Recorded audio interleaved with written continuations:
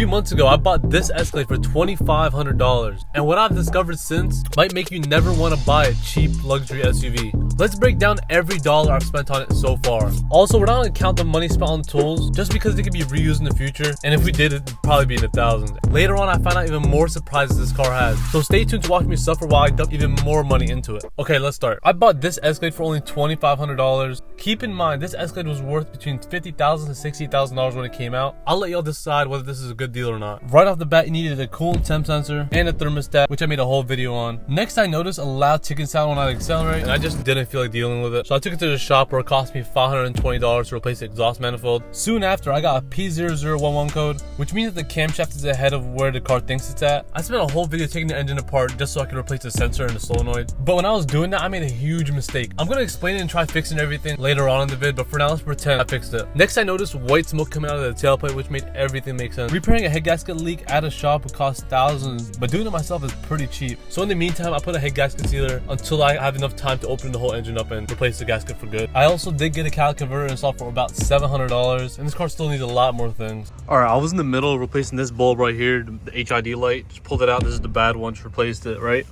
And while I'm replacing it, we just have to pull this whole thing out, right? Now take a look. Hold up. Look at that filter. This thing hasn't been changed in a minute. First I'm about to change that up. I already have a filter because I thought it may need it someday, but yeah, look at all that. All came from the filter. That's insane.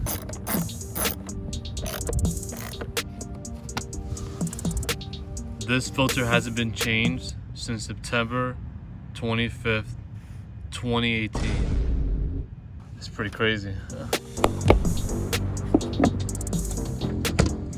Remember earlier when I said I made a mistake fixing the P0011 code? Alright, well in that video, as I was putting everything back together, I ran into a broken bolt. So instead of extracting it, I used JB Weld to hold the sensor in. Let's just say it melted off and now the sensor's just hanging out. Right now I'm gonna try fixing the sensor, but this time I'm gonna do it right. Last time it took me 4 days to replace the sensor because I just kept running until I stripped the bolts and everything was really stuck. But let's hope this time it's a lot smoother, and I wanna see how fast I can get it done now.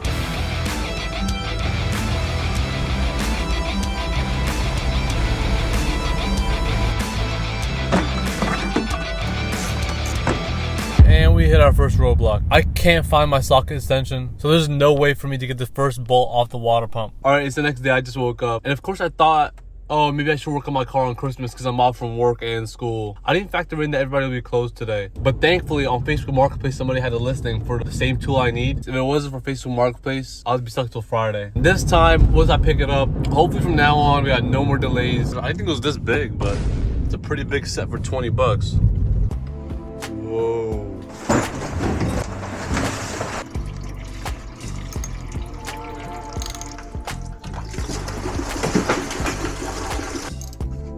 I want to say I really appreciate the support with this series. I have so many plans once we can get this car back on the road. Let me know down below what you guys want to see me do next. Alright, first time looking at this. Ooh. See how that's like fully moving the whole glue piece? Yeah, just like that sensor was out. That's the stuff we need to remove. It's not looking good.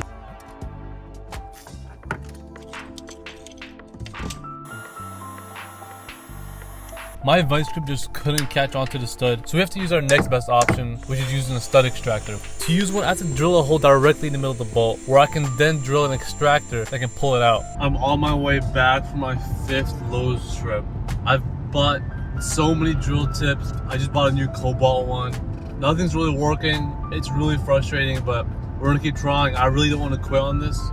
We're gonna give this one last try and hopefully it works out, but it's not looking too good for us right now. But of course, the drill wasn't going anywhere, and I spent about 2 to 3 hours straight drilling until the battery finally died on me. This leaves me with one last option. Okay, hear me out. The regular JB Weld I used before is marketed for 500 degrees, and it can only do that for a short period of time, while their high heat version is supposed to hold out indefinitely. And last time, I did no prep work at all before putting the weld in, so I think this time, if I sand and degrease everything, with the high heat version, I think we should be good.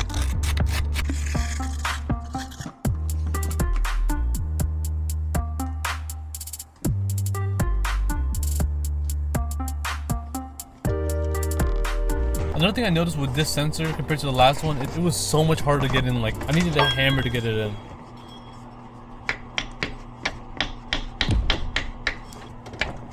This one has zero wiggle at all. A lot of support going on in here. Give it a second, we do another layer over all of this. The packaging says that it only needs 24 hours to cure, but I'm gonna give it 48 hours just in case. In the meantime, I wanna find out how fast can I replace the door handle. Look at how bad the handle is. I'll go open it, and it'll just stay like that. And it's like, oh snap. See how fast I can do it. Timer starts now.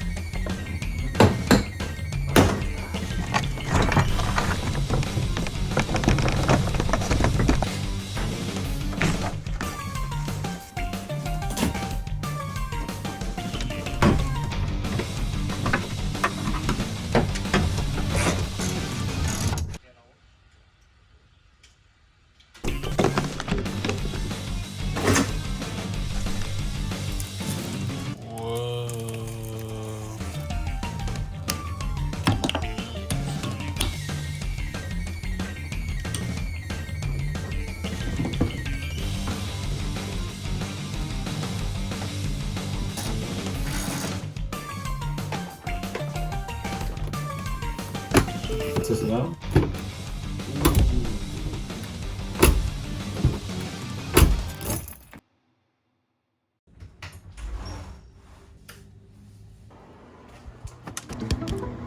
That's pretty good. Let's put it back together.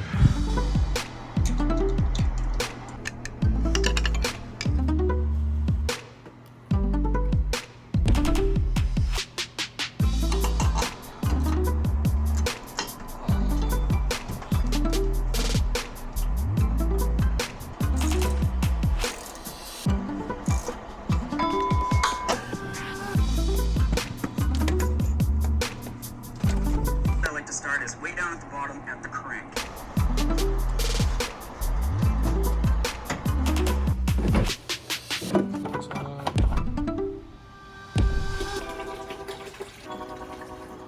I didn't record this, but the thermostat housing was leaking because I completely forgot to replace the thermostat gasket. So I let the cooling system drain out again while I went to go buy a new one. But when I got back, I found a nasty surprise waiting for me. I just did something else. After I realized there was a leak, when I was loosening the thermostat bolt, I must have used too much force or hit it from a bad angle. I don't know if this is a sign, but this is the same thing that happened to me with the sensor.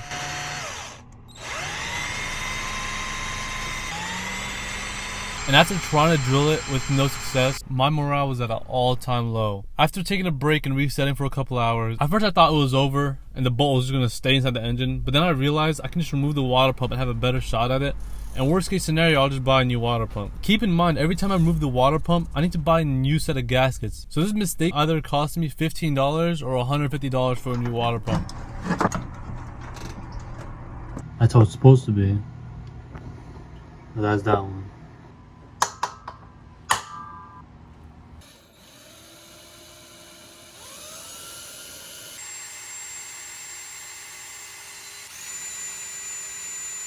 At first I went easy on it, but as I shifted my weight onto the drill, I finally started making progress.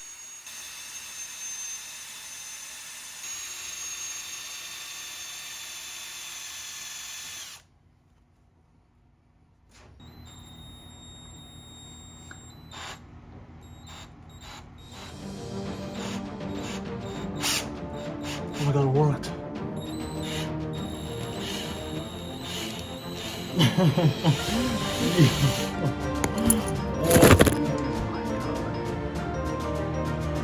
Now we just have to put it all back together and hopefully for the last time.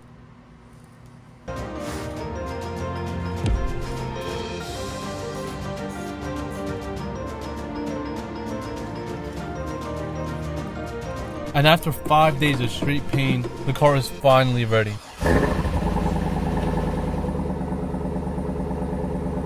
The next day I took it for a test drive, and since all 4 tires were cracking and 2 were leaking air, I drove it straight to the tire shop where it cost me $500 for all 4, which is pretty cheap for 22-inch rims. But when I got back home, I realized the Escalade was hiding an even bigger issue.